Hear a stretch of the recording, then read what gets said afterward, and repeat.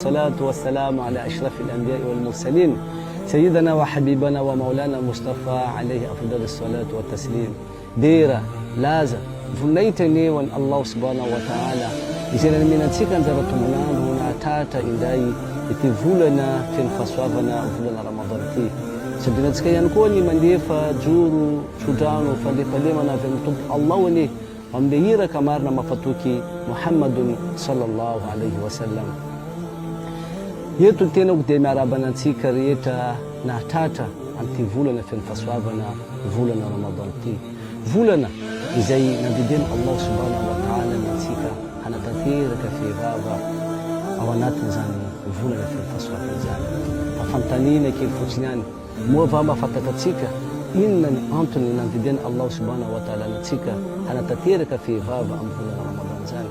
Mety ho maro ny antony nandidena Allah subhanahu wa ta'ala antsika hanatanteraka fehivava ao anatin'izany volana Ramadan izany. Fandao tsika hiresaka anisan'ny antony anankiray nandidena Allah subhanahu wa ta'ala antsika hanatanteraka fehivava.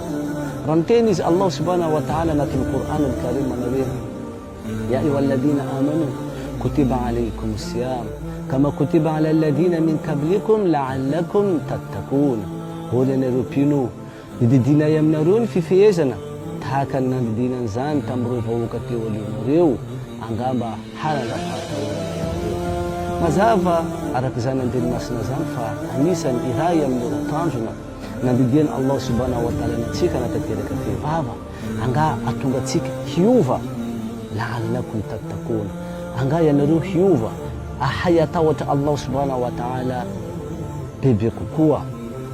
Midika zany fa ny volana Ramadan dia volana ny fiovana.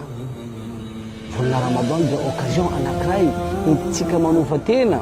Ny volana Ramadan dia occasion anankiray ihany koa hamafana Allah subhanahu wa ta'ala le hadosoagna ireo toetra ratsy izay nataontsika taloha natongavany volana Ramadan. Ny volana Ramadan ihany koa dia anisan'ny occasion hanokafatsika pejy takelaka vaovao amin'ny fiainantsika. Niala tsika tanatin'ireny fitondratena ratsy sy tsy mendrika ireny manokatra takelaka vaovao tsika amin'ny fiainantsika amin'ny fiverenana amin'ny Allah subhanahu wa ta'ala. Volana Ramadan dia occasion atonga atsika ho lasa olom-baovao eo anatrehany Allah subhanahu wa ta'ala.